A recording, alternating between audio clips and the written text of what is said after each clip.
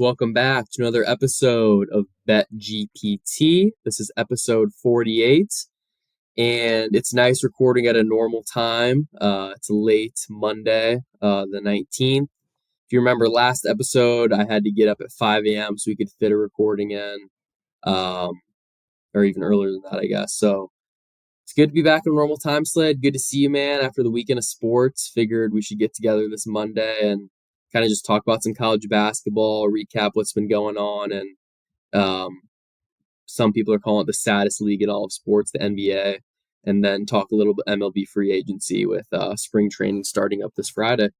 Yeah, I can't believe we're at 48 episodes. Maybe we'll have to do something special for number 50 in a couple of weeks, or next week probably.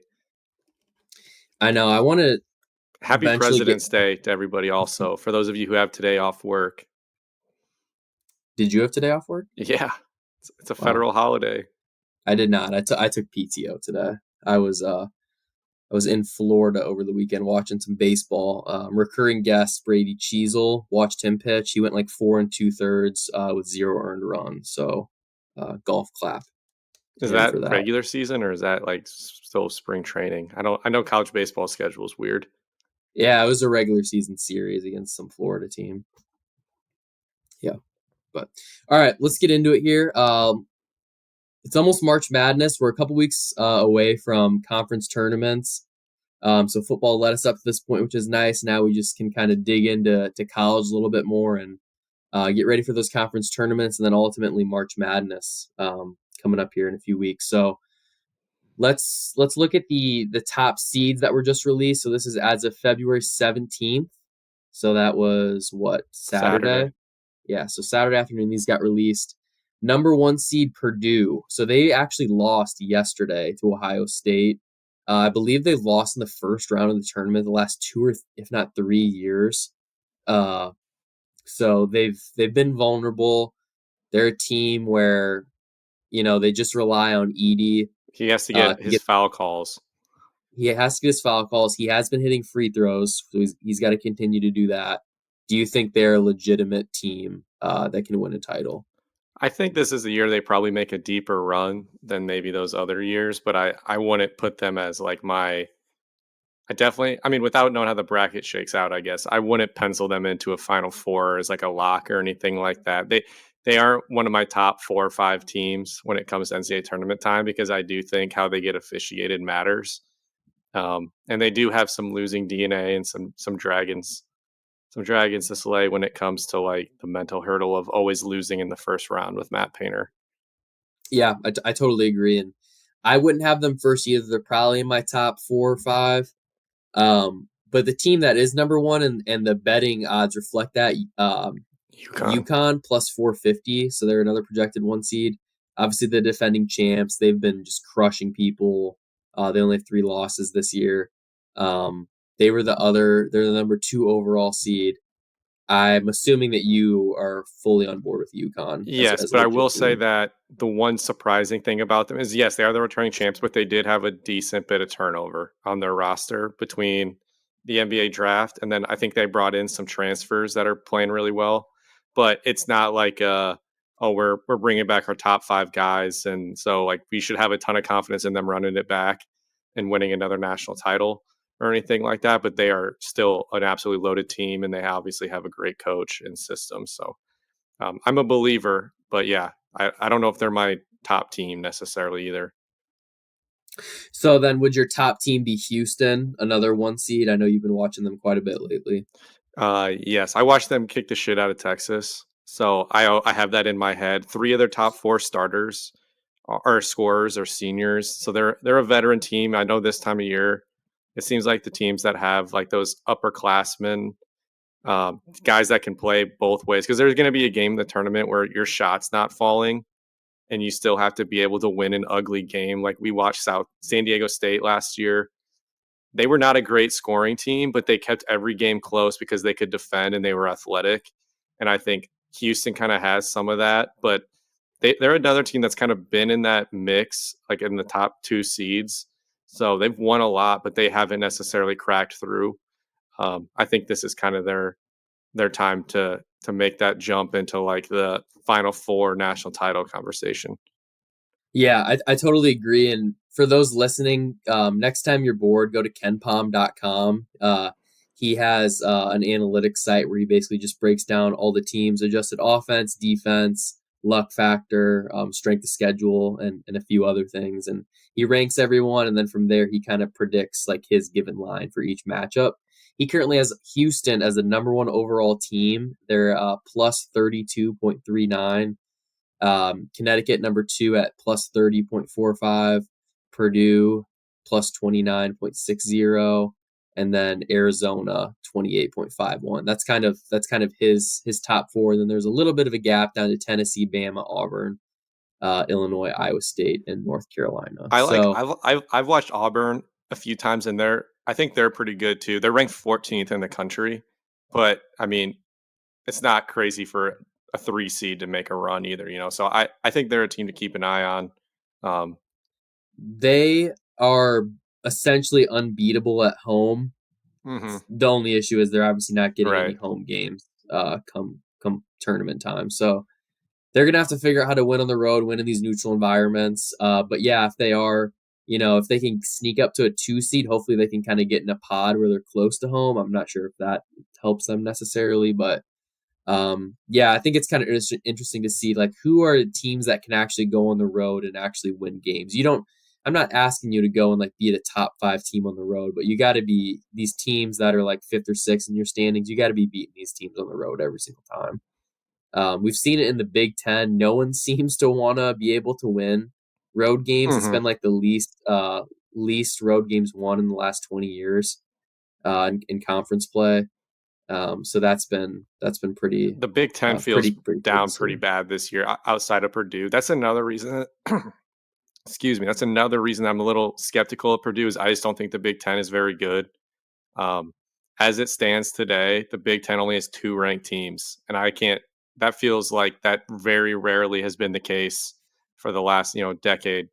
To not have a Michigan State or an Ohio State or a Michigan even in that conversation is kind of surprising. Like Ohio State and Michigan are the last 2 teams in the standings. Like Michigan is 3-12 in the Big Ten.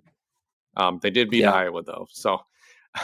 But everybody's beating Iowa. Illinois is 10-4 in the conference. They're number 12. I think they're all right. I don't know if I trust them either. They also are like 1-3 or 1-4 or something like that against ranked teams.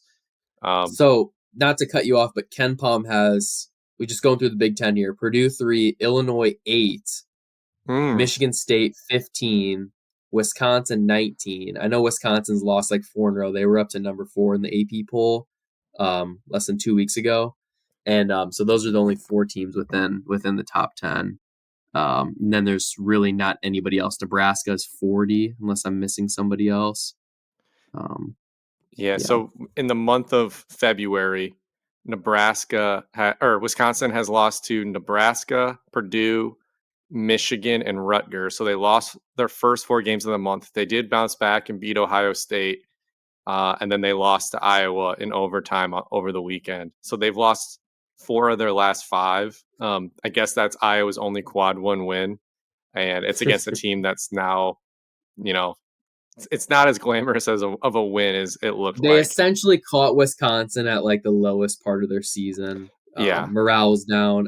I still think Wisconsin is a team that's going to win at least one NCAA tournament game. I can see them making a Sweet 16 run, but about a month ago, I think a lot of people were kind of taking them as long shots. You could get them around 30, 40 to 1 to win the NCAA tournament. I wouldn't bet that today, though. Yeah, I think Northwestern's kind of a fun team. I don't know what I think about them. Boo Boo, he's obviously a dog. He averages like 20 points. Yeah, it's nice seeing Northwestern. It's nice seeing some other teams near the top of the standings. Like you got Nebraska, Northwestern, and Minnesota all in the top half of the league, and then you've got the Maryland, Ohio State, Michigan at the bottom. So outside of really like Purdue and Illinois, it just seems like the rest is kind of like almost flipped. Yeah. One other interesting team I want to call out, Alabama. They're 6th in KenPom. They're adjusted offense number 1, and unfortunately their defense is 73. So they're a team where it's like if they're shooting well, they can beat UConn. They can essentially beat anybody, but I'm not sure that they can shoot well 6 games in a row, or at least well enough Right. to win. I can see them losing a game like 90 to 85 against Are we in some other agreement team that that the can best 2 score. conferences are like probably the Big 12 and maybe the SEC, and then there's kind of a drop off? Because I mean, like the Pac-12 has Arizona, and that's, unless I'm forgetting somebody. I mean, you've got Washington State, I guess, but like the SEC has Tennessee, who's pretty good, Auburn, Alabama, like you mentioned, Kentucky, Florida, like those teams, South Carolina, like they've got like 6 ranked teams right now, and then the Big 12 is obviously pretty stacked. Yeah, I agree. Those are the 2 best. The only argument someone could make would be the Big East, UConn and Marquette. So they're kind of top heavy. Then they also have Creighton, Seton Hall, but that's really not that impressive. We'll have to do a March Madness pod where, like, once the bracket gets released, we'll come on, we'll give you our bracket breakdown. Yeah, we'll definitely do that. And also, I listen to the radio show A Numbers Game every day. It's like Monday through Friday. It's on VSiN from 7 a.m. to 9 a.m. Pacific time. And so the host, Gil Alexander, has a formula that he follows every single year. He's going to give it out next Monday to see who's eligible and who like fits this criteria. But I just wrote down the criteria right now. Didn't have time to research it, unfortunately, because a lot of work goes into it. But here's the criteria, and hopefully we can have this updated, or we can tweet it out or talk about it on the next episode. But the last 33 NCAA champs have had more assists than turnovers. 32 of the last 33 champs had a head coach with Sweet 16 experience. The one omission being 2014 UConn with Kevin Ollie. I think everybody remembers that. They were a super low seed. So, that stuff happens. You looked at Florida Atlantic last year, in San Diego State, they could have easily won a title and kind of throw things off. But usually it is relatively chalky. Continuing on, 26 of the last 28 champs went in the tournament with at least 3 wins in the top 10% of the RPI. I know the RPI isn't really heavily used, but it's just another factor we can throw into this formula. Next up, the last 28 champs have had a top 75 strength of schedule. And one thing I do want to point out is even if they are like 80th right now, they can still play their way into the top 75 through conference tournament time, which a lot of teams do. And 2 more. These are both looking off Ken Palm's adjusted offense and adjusted defense. So for both these categories, 20 of the last 21 years, the teams have been in the top 20 adjusted offense and the top 20 adjusted defense on Ken Palm. And those omissions were 2014 UConn again, and then in 2021 Baylor's defense just missed the top 20, but they had an elite offense. So just like an example of that is Alabama will not fit this criteria because they're 73rd in defense. They're never going to make that. There's no way they get up to the top 20. So that's a team, at least if you believe in this formula like I do, I'm going to be throwing them out. I'll probably be betting on them to win early in the tournament, but fading them as time goes on. Yep. So once we get that list, we can share it. I think Houston will probably be in that. So that's my team for right now. Obviously, they made the Final Four 3 years ago. Yeah, 3 years ago when they lost to UCLA. But that's us talking basketball. Maybe we'll get Bear on if Iowa wins a few games and actually like they have to play their way like into the bubble. They're like on the bubble for the bubble. So I would say they're like it's pretty sad. Not a good We're chance. getting close. We're getting close to having Bear on for an NIT preview podcast. All-time low ratings for that one. If you skip that pod, we won't blame you. I did see a tweet real quick. I did see a tweet that Iowa and Drake are both like on path to make the NIT. So like maybe they can get a NIT Iowa Drake game. It's like we can get Brady and Bear on and kind of have them like go back and forth, and we'll see. Yes, that would be awesome if Iowa played at Drake. That would be a really fun game. Yeah, I think at Drake, I think Drake would be like a 2-point favorite. That would be an environment Iowa's not used to playing in because the nap would be louder than Carver. Seriously, laugh all you want, but it's true. It's really Yeah. sad. Oh. All right, you done with college hoops? You want to Yep. transition over to NBA? Yeah. Did you watch any of the All-Star game? I was just checking the score. I wasn't really watching, and I I caught like the didn't watch last it either. I was 10 gonna say if you seconds. actually watch that stuff like religiously, like I'll pray for you. That's not for me. The final score was 211 to 186. Our favorite player, Dame, won MVP. Um, yeah, that just feels right. Dame shot 23 3-pointers and scored 39 points. The next highest scorer on his team was Jaylen Brown with 36. So yeah, that just kind of feels right. I don't know. Did you see that quote where Karl Anthony Towns dropped 50? Yeah, I Uh, saw that. but did you see that quote where they asked Dame, who would be your top 5 current NBA players, like his starting 5 of the current NBA, and he didn't list Giannis, his own teammate. No, I He didn't said see that. himself, Steph, LeBron, KD, and Bam. Didn't put Oh, his teammate Giannis, and he didn't put Jokic, the clear best player. he does not belong on that at all. But that's Oh, fine.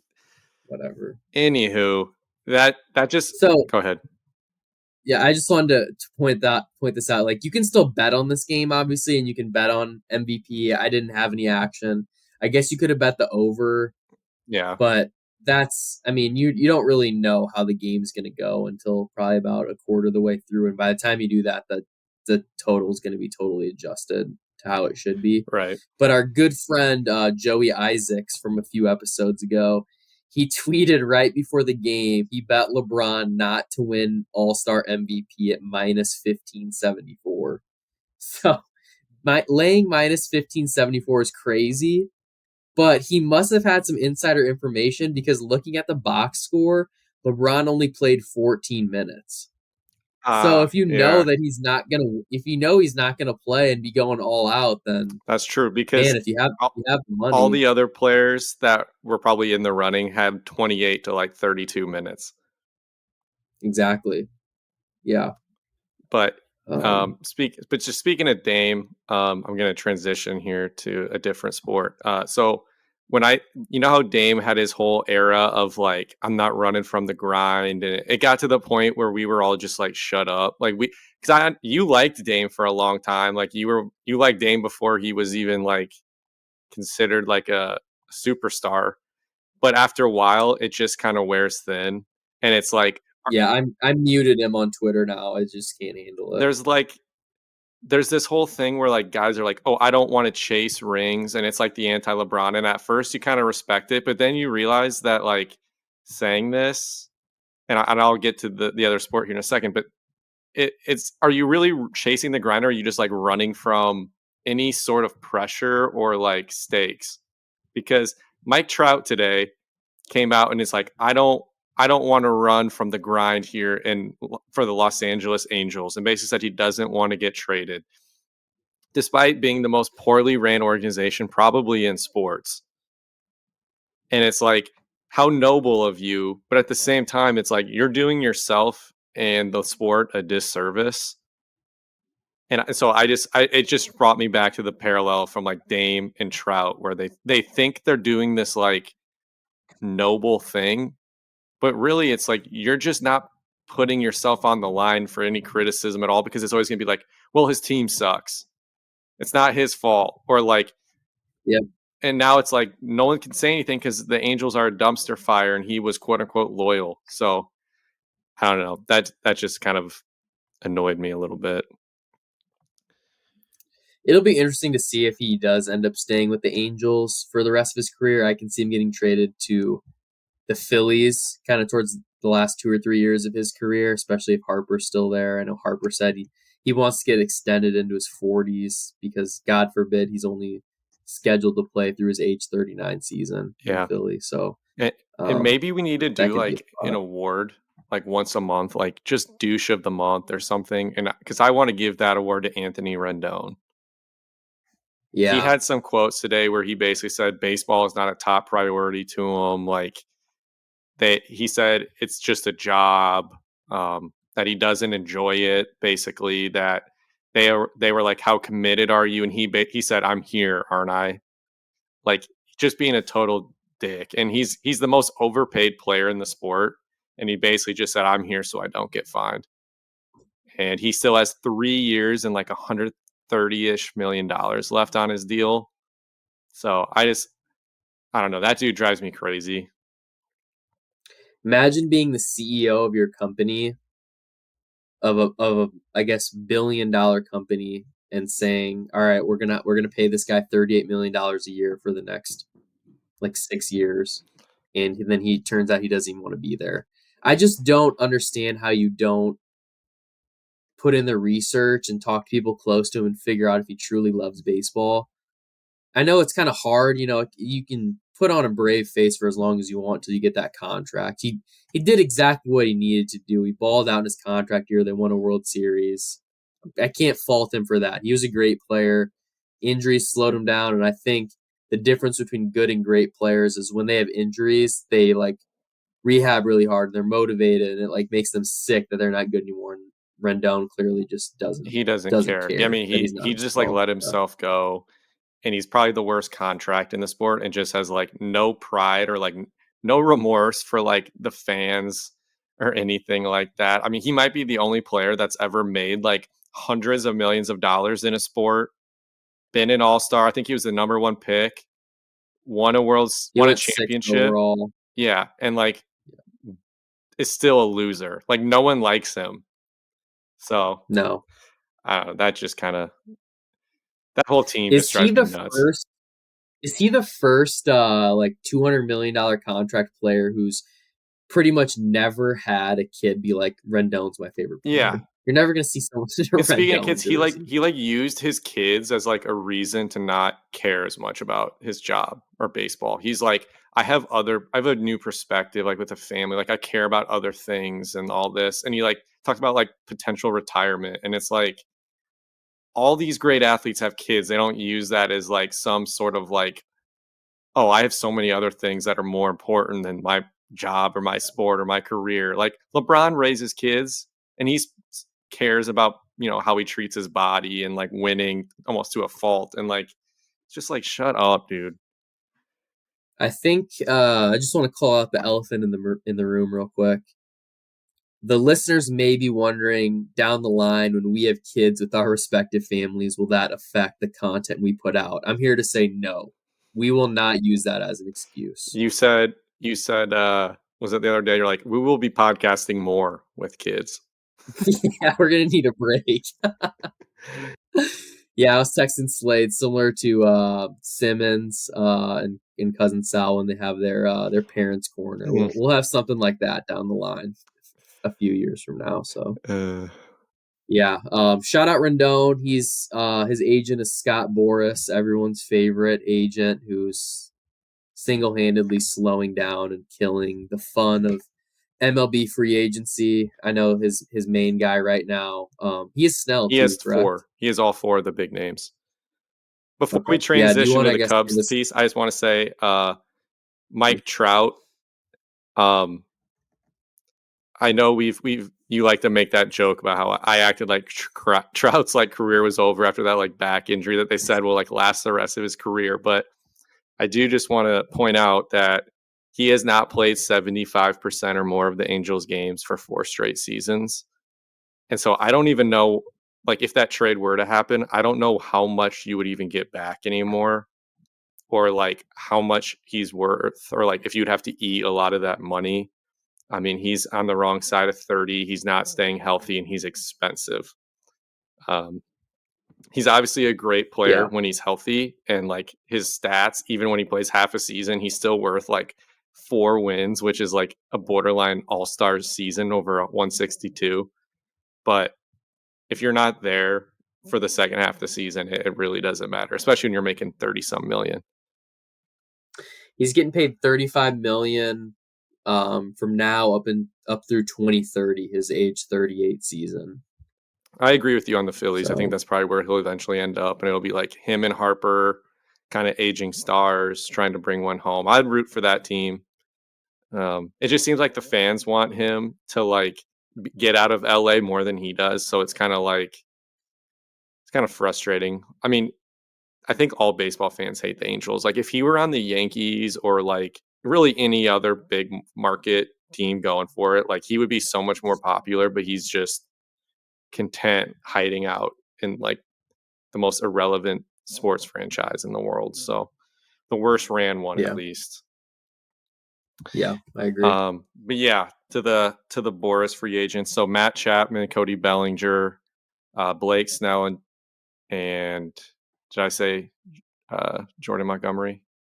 It's just the Yeah. four of them. They're all Boris clients. All of them are unsigned as we're recording this on February 19th. There's been a lot that's happening with the Cubs, at least the last like week, just like quotes since spring training started, and today was the first day of full squad practices. Um, so I'm annoyed on like at like three different groups of people.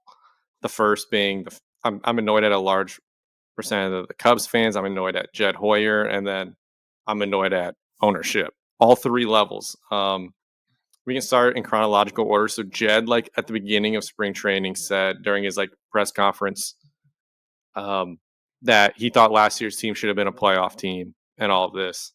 And then it's like, why didn't you make a move at the deadline for a reliever? Like, and they did it because they didn't want to go over the luxury tax by like $1 million. Like, why does it matter? We're Yeah. $37 million under it this year. It would have reset.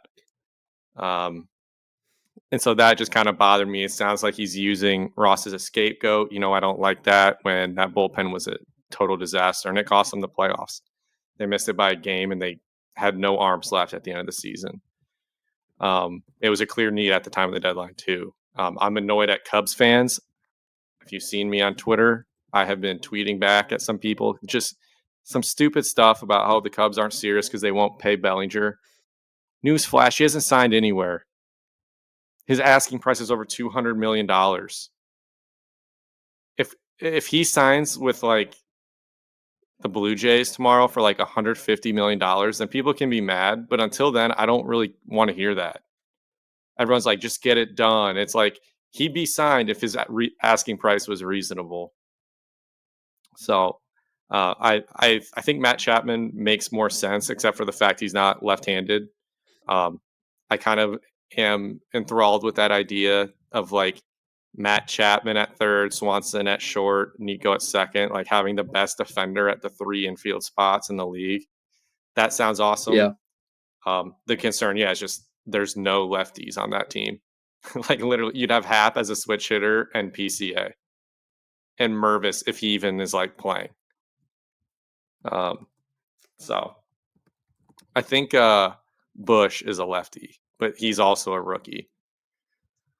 If Yeah, it'll be interesting to see if the Cubs don't sign Bellinger, then that just means that they have a lot of faith in Michael Bush. At least that's my opinion on it. yeah, and PCA too. Or, yeah, and PCA in center. So Free T-shirts when he gets that someone's first gonna hit. free T-shirt on the way for sure. Also, the Cubs should know him Yeah, more than everybody, right? They should know his medicals and everything. Like if they're not willing to go to a certain price, they know who he is or what he is probably better than any other franchise. yeah. It doesn't sound like the negotiations are even No. close, right? They haven't like actually sat down and talked about it. Yeah. So today the Cubs owner he said that they've talked, but it's never reached negotiations. And he basically said like when Boris gets serious with his asking price, we can negotiate. Basically saying that the asking price of over $200 million isn't going to happen. And it doesn't sound like any other franchises are going to budge. I don't think the Angels are going to budge or the Blue Jays are budge. The only team I can see doing is the Angels because they're stupid and they throw out these random huge contracts. But during that interview, go ahead. Bob Nightingale an hour ago, 4:54 p.m. on the 19th, tweeted, "Cubs would like to sign Bellinger, but in the meantime are loading up on minor league deals with veteran outfielders David Peralta and Dom Smith." So those are on those are all like incentive deals where if they make the team, they're getting money. So low risk. I'm not going to call it high reward, medium reward. They're more I can't. backup plans, emergencies to have around. Yeah. But I'm just so sick of people talking, and I'll let you continue a second, but I'm so sick of all these tweets about like, oh, so-and-so's they're ready to sign Bellinger. They want to do this. They want to do that. I could be tweeting that stuff out. It's everyone knows that. There's no substance to like anything that anybody tweets other than Jeff Passan. Passan and Rosenthal are the only two I trust, basically. It's like you wait for Bob Nightingale to report something inaccurate, and then you wait for Jeff Passan to tweet it correctly. Correct it. That's exactly it. I'm just sick of the fans that are complaining. It's like he hasn't signed anywhere. Like, what do you want him to do? Like, I would rather miss out on him than overpay him, because the 2024 Cubs aren't going to win a World Series with Cody Bellinger. If he signs somewhere else, they get a first-round pick.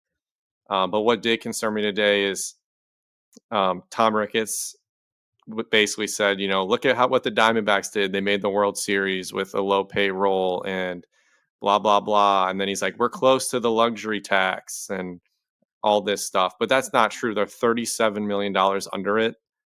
Their payroll is lower than it was 8 seasons ago. I just, for a team that makes as much money as the Cubs, if you've ever been to Wrigleyville, you realize that the Cubs don't just own Wrigley and all of the money they make there, and that's what gets reported on publicly through Forbes and everything, is like how much revenue they make and all that crap. They own the Hotel Zachary next to it. They own half the restaurants and bars in Wrigleyville. They own literally half of a neighborhood that is not even included in their like revenue or their attendance numbers or anything. They have a DraftKings sports book in the stadium now, or attached to the stadium. They own the rooftops across the street that don't count, where they have thousands of people watching games there. It's just like they have so much money, and they're sitting here talking about a payroll that's like going to be $150 million less than the Dodgers. So that does bother me, but that doesn't mean I want to do dumb deals. Yeah, there's definitely a fine line, and it's just so hard. Like, you have to decide if you want to take a risk with Bellinger, but every day that goes by, the more and more I do not want to sign him. I think that if the Cubs didn't have concerns, I think he would have been signed by now. I'm still going to be happy if they sign him, I guess, depending on the number. Like, I do like Cody Bellinger. You brought up a great point about how they need a left-handed bat in that lineup. He's going to, hit hopefully 35, maybe even 40 home runs for them, which if he doesn't do that, Suzuki needs to step up. Happ's got to step up. And then at least one of the rookies has to step up as well, hitting. So yeah, I'm with you there. Like, the longer it goes on, just the less I care, I think, because it's like I'm just so sick of hearing about it. And it's like, I know it's Boris, but Cody has some control here too. Like, if he's asking for an unrealistic number and he hasn't came off that much, like that's on him a little bit too, to like, we're not going to pay you for what you did in 2019. And you had a few bad years there. You got released by one of the smartest organizations in baseball a year ago. When we signed him a year ago, everyone was saying we were dumpster diving. And now those same people are like, you have to give him $200 million. In a year where he was really good for like 2/3 of it, he missed some time, and then he struggled a little bit at the end. I don't know. He plays a position in center that PCA can fill. If Michael Bush and PCA and Matt Shaw and all these guys don't hit, and they're not big league players like we think they're going to be, it doesn't matter anyways. Then you're just a bad team with a bloated contract. So, I mean, the ideal situation is maybe you get Bellinger on a short-term deal and it's got some opt-outs and it's high AAV, and so he's happy. And then maybe you're in the running for Soto next year. But I don't want to put all my eggs in the Soto basket. So I do kind of see Cody as like an insurance policy against that. But Juan Soto is what this team needs. So that is a little frustrating. Juan Soto is going to hit free agency next year. He's already essentially said that in all his interviews with the Yankees. So it's going to be short-lived for him in the Bronx. I highly doubt they would extend him since they have that huge Aaron Judge contract. Yeah. Because you'd have to pay him way more He's than going to be like Judge 400 to me, million. I Yeah. guess. And I Yeah. don't know how many teams have an appetite for that. I still hope he has a bad experience there and doesn't like it so we can grab him. Um, that's my dream scenario because I think he's the best pure hitter and he's young. And I feel like you Yeah. can just count on him year after year after year. Um, it, I agree. And if he ends up being a bust and it's a ends up being a poor I can contract, like understand it. there's no one's gonna Yeah. fault you for that. It's like, oh, you were wrong about Juan Soto, so is 99.99% of all Right. baseball Yeah. fans. Yeah. Like if you're wrong about Cody Bellinger, there's going to be a lot of people saying, I told you so. Or like, how did you not see that coming? He had one good year and he fooled you. Like, no one's going to say that about Juan Soto. Yeah, I do want the Yeah. Cubs to start flexing that financial muscle. I think Council probably came here thinking that was going to happen a little bit. Um, so he's probably a little annoyed. The Cubs are the only team. This is a little fun fact that I have to mention when I talk to people like Brady, who is a Brewers fan, or people that are small market teams when they love to point out, well, of course the Cubs are good, or of course this team's good. Look at their payroll. And I have to remind them, like the league is structured so small market teams get extra draft picks, they get comp picks, they get all of these advantages to try to win with cheaper players. And so this quote's from Bleacher Nation, Brett Taylor, Michael Cerami. It says the Chicago Cubs are the only team in the NL Central that does not qualify for additional advantages in the collective bargaining agreement precisely because they are expected to spend significantly more than the other four NL Central clubs. The league is set up so that 7 or 8 franchises spend all of the free agent money. So if you're not doing it, you're not getting the draft pick capital, you're not getting all the incentives and things like that, you're not getting the tax relief, and you're not getting the free agents. So it's like you're getting the double-edged sword. So you literally have to spend money if you're a big market or you fall off a cliff. Yeah, no, that's something I'm trying to learn a little bit more about too. I think like the average MLB fan doesn't really understand all the comp picks and everything that goes within it. Like the Cubs losing Bellinger and still getting a first round pick, like at least they still get that comp pick. So if they sign him though, they're paying 200 million and they're losing out on a chance on a player who could potentially be a top 5 or 10, hopefully top 5 prospect for their organization, who will have reasonable control over for Right. 8 years, 8 to 10 Yeah, and years. So their there's success on the first a lot of round the things to last few consider. years is pretty high. So like that's the other nice thing about potentially a Chapman or a Montgomery is like you can use that money and like make it feel like you're doing a Chapman and a first round pick for $100 million less than Cody Bellinger's asking price. So I think I got off my soapbox. I just want to say Cubs Twitter just needs to quit crying. Like this team's not winning a World Series this year. Let's just have fun and watch the kids play and hope that all these guys stay healthy and that next year in 2025 we've got Cade Horton and PCA and Matt Shot and all these guys that are like okay they had their year to like pull through or like they have their Justin Steele 2023 type season where we're like, now we know Steele's a guy. A year ago at this time, we didn't. We talked about him like he was a number 3, number 4. And so, Yeah. I don't know. There's a lot of pitching in the free agent market next year. The Cubs have the number 2 farm system. That's why Jed isn't on the hot seat in my eyes. But I can understand the frustration. It's been 7 years since this will be 7 years if they don't win a playoff game. Yeah. That's pretty hard to believe. Those 7 years Oh, have and gone real by quick, really, really I did fast. see Jake Arrieta at the airport in Austin with his family. I did not stop him. I did not get a picture. I should have. We like almost bumped into each other. He's a big dude. He's the last Cubs pitcher to win a playoff game, I think. So he's been retired for a few years and has been with a whole nother org. So it's been a while. It's a shame you couldn't get him to come on the pod. That would He's have kind of been an scary, dude. all-time He's a big episode. guy. He's got the beard. Yeah. He's kind of a hard ass. Yeah. It's him and like Yeah. Lackey and Lester. Those guys kind of scare me a little bit. So I was like, if it was Nick Madrigal, I'd say something. Size him up. Yeah. All right. Yeah. So we got spring training starting up later this week. We'll have an MLB preview episode. We'll break down futures, look at the over/under win totals for each team. But I don't really want to bet anything or even really talk about that now until we know where some of these major Yeah, free it's not agents worth it. are ending up. So You yeah, could hit it big or you could get totally screwed. And I'm sure yeah, some of those odds are like baked in, like the chances of Cody coming back and things like that. I do have a few teams that I think I'm going to bet the over for. I haven't done it yet, but I'll save it. There's just a few teams where I think I'm going to take the over, and a few teams I'm going to take the under. So maybe I'll do like two overs, two unders type thing. And I'm not going to count the Cubs in this because I'm too biased, but um, yeah. I'll have that prepared for you in a few weeks. I have a couple in mind.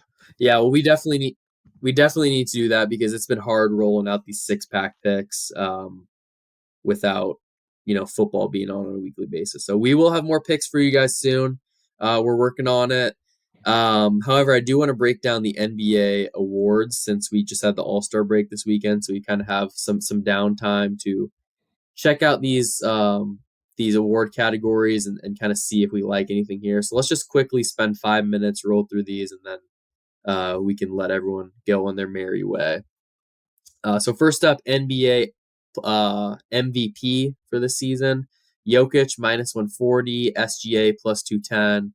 Then a big drop off to Giannis plus 900, Luka plus 1200. I think it's going to be Jokic or SGA. I liked Giannis at 9-1 a few weeks ago, but the Bucks have been playing terrible. Doc Rivers and Giannis both said like it's exhausting and it's been harder than they thought. So I can't see it getting any better, at least in the regular season. I'm not saying they can't make a playoff run, but I can't see Giannis winning an MVP. No. I'm probably leaning towards Jokic here, but that's a no Yeah, bet for it's me. minus 140. So I don't hate it because I do think that's probably a fair number. I don't know why I don't feel like betting SGA. That feels like one of those years where we'll look back in 5 years if SGA wins and we'll be like, yeah, he was really, really good. But it was one of those years where we didn't give it to the best player because we got cute with like games played and like the new guy and oh, he's won before and all that type. Oh, the Thunder were the surprise team and blah, blah, blah. Um, I think SGA is obviously a top 5-10 player, but I just think if Jokic stays healthy, he's probably going to win. Yeah, and so kind of how awards work, I guess, in all sports would be if a team's really good, chances are they're going to win an award at in some category. So if you really like the Thunder and you like SGA, maybe the better look would be for Coach of the Year, Mark Daignault. If I'm saying that right, he's plus 190 to win Coach of the Year for the Thunder. Next up, plus 250, Chris Finch for the Timberwolves, JB Bickerstaff for the Cavs, plus 410, Tyronn Lue, plus 650 for the Clippers. I would stick with the Thunder Clippers there. I think Tyronn Lue has a pretty good chance, especially if they lock down the 1 seed in the West. You have any looks on that or any leans? For Coach of the Year, Yeah, no. I mean, for the book I use, it's not even listed, so I haven't really yeah, paid attention. I've mainly been in the yeah. I don't. MIP and the Rookie of the Year. Those are where my eyes have been. Yeah, let's talk most improved player. So I know you are a big Bulls fan. You've been hyping up Kobe White for 3 or 4 years now. I've basically been I think you pretty ignoring much. you for as I long as think I you said possibly a few could. But months ago that when I said something about Kobe White being an All Star, you said I think 10 point guards would have to get sick or something, and he still wouldn't make it. Um, he was probably pretty yeah, close to making it. He was terrible in October, so I think that ended up hurting him. And the league is just pretty deep at that position. He is now. I bet him at plus 900. He is now plus 410. Tyrese Maxey is still the favorite, and Sengun is in third at plus 750. So I'm obviously I might I'll hedge if Maxey has like a bad week and Kobe has a good week or something because I am at 9-1. But I'll probably just let it ride for the most part. I I would actually lean Kobe White here. I wouldn't bet him 4-1. I wish I would have listened to you and got him at a better number, but someone in the Discord I'm in pulled a bunch of stats and they looked at the past winners and they added up their points, rebounds, and assists from the year prior to the year that they won and gave that number. So Like, for example, last year, Lauri Markkanen had a 14.3 points, rebounds, assists improvement from his 2012 to 2020 or 2022 to 2023.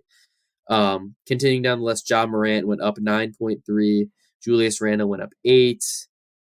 Brandon Ingram 7.7. Pascal Siakam 13.1. So you kind of have to be within the, anything above 10 probably puts you in a good spot. So right now, Tyrese Maxey's at 9.1.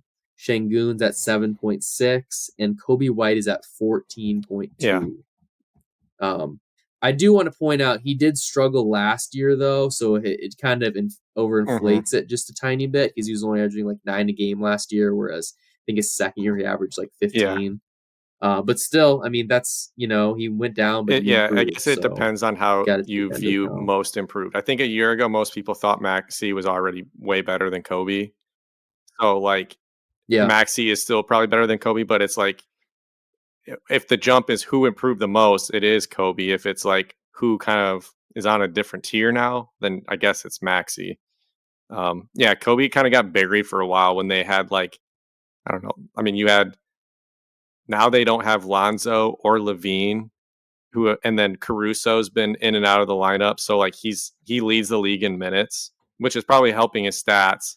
But that's also one of the main differences between last year and this year. Is he's just playing more, but obviously he's improved a ton. It was like a true point guard, and his shooting has gotten significantly better.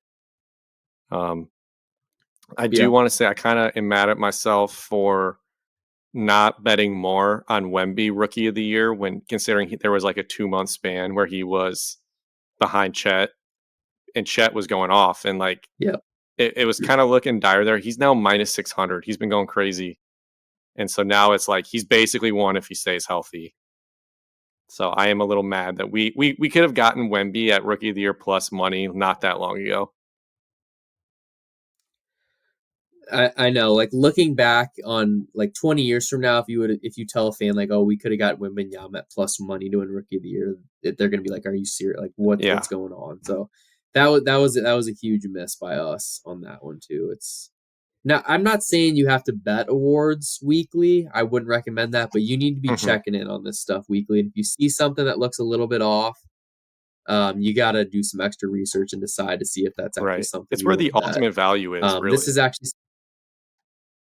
Yeah, and this is something that I did a couple weeks ago. I looked at the 6 man of the year market. Norman Powell was like 46-1, and I was like, that does not look right. And now he's down to plus 950. The Clippers are well on their way to be a 1 or 2 seed in the West. He just hit 4 threes in the fourth quarter against the Warriors in the last game before the break a few days ago. So I really like my position with Norm Powell, and I'm an advocate of him even at plus 950 right now, because ahead of him is Malik Monk for the Kings, then Tim Hardaway Jr. for the Mavs. But I don't know. Neither of those two guys really impressed me that much. I think if Norm Powell can keep scoring and they can lock up that 1 seed, that'll be huge. There's also Karis LeVert at 19-1. Yeah, the Cavs are hot. The Cavs have been on fire. He's been great. So that'll be interesting to kind of keep an eye on that. Yeah, I agree. I don't know if I trust Malik Monk.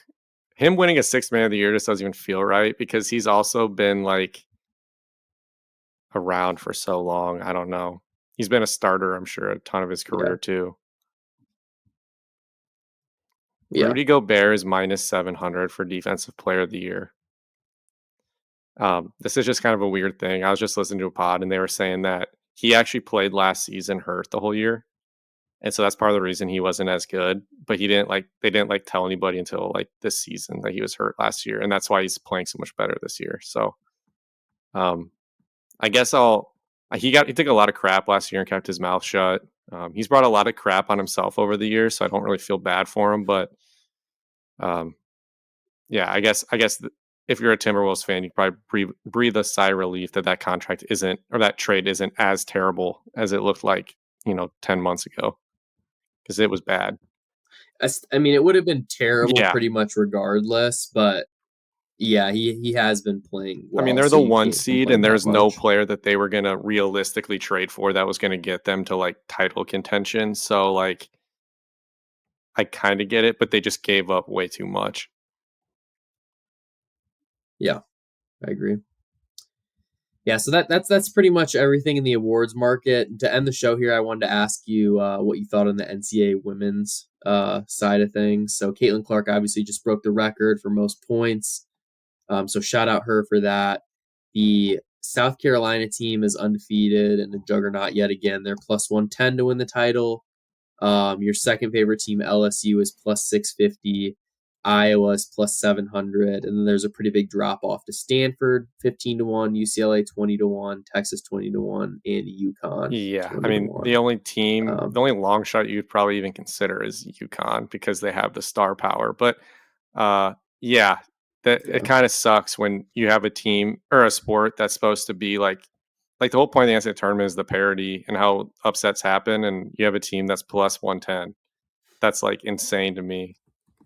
Even like the best college men's teams weren't even close to that in the like at this point in the season. I don't like South Carolina or LSU. So I mean, I'm obviously rooting for Iowa. I just South Carolina seems like they're on a different planet than everyone else, and LSU is dysfunctional but super duper talented. And then Iowa's Caitlin Clark, the best women's player of all time, and an okay supporting cast, but not enough to win it all. I don't think. She would have to shoot well every single game. I think they're kind of like Iowa's probably like the equivalent of Alabama in basket in for the men's side, where their offense is going to be top of the line, their defense is going to be not so good.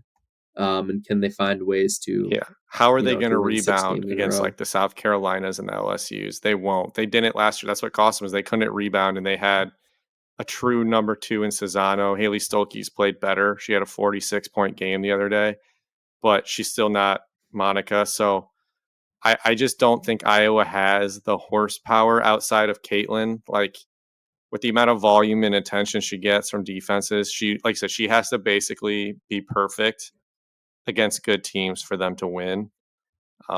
Most of their losses have come in like tough road environments. So like the neutral site will probably play to their advantage. Like I'll still take them to the Final Four, but I just don't think I could take them over a South Carolina right now. I would give them an okay chance against LSU because, like I said, they're really dysfunctional right now. Off the court, I mean, Yeah, they're still winning. It's yeah. just not pretty. I generally agree with pretty much everything you said.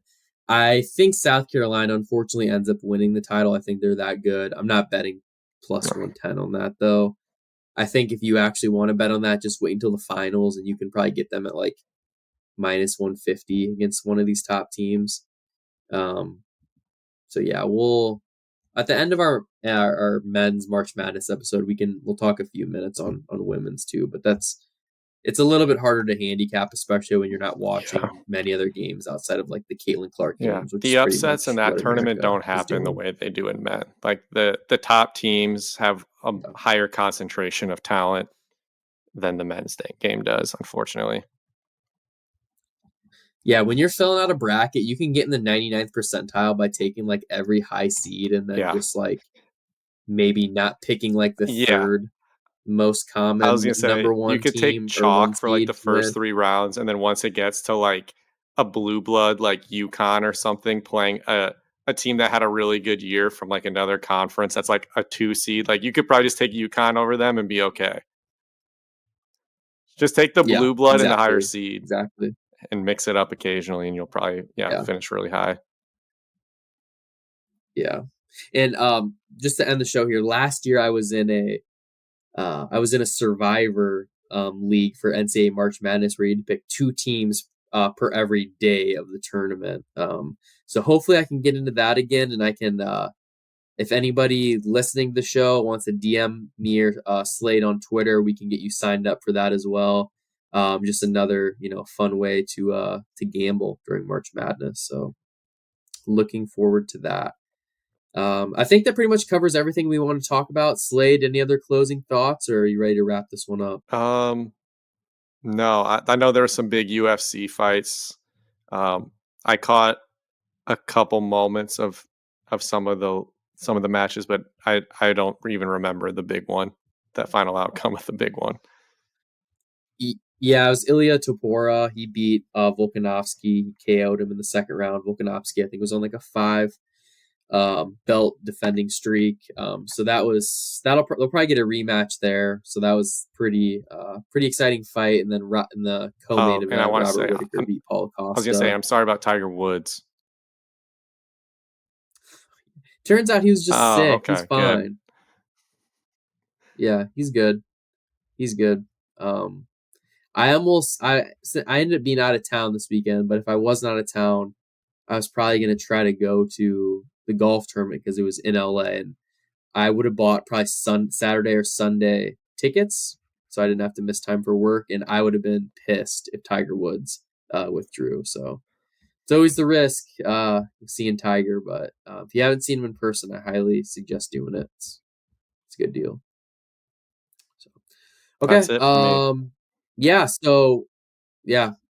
That's it for me too. One other thing, I guess, lastly, is I'm going to the Indian Wells tennis tournament about 3 weeks from now. So hopefully I should have some plays then. I'm going to be going in person for a weekend, so I'll probably have some live lines or live plays I can tweet out as well. Kind of Who boots looks on the good in ground warm-ups?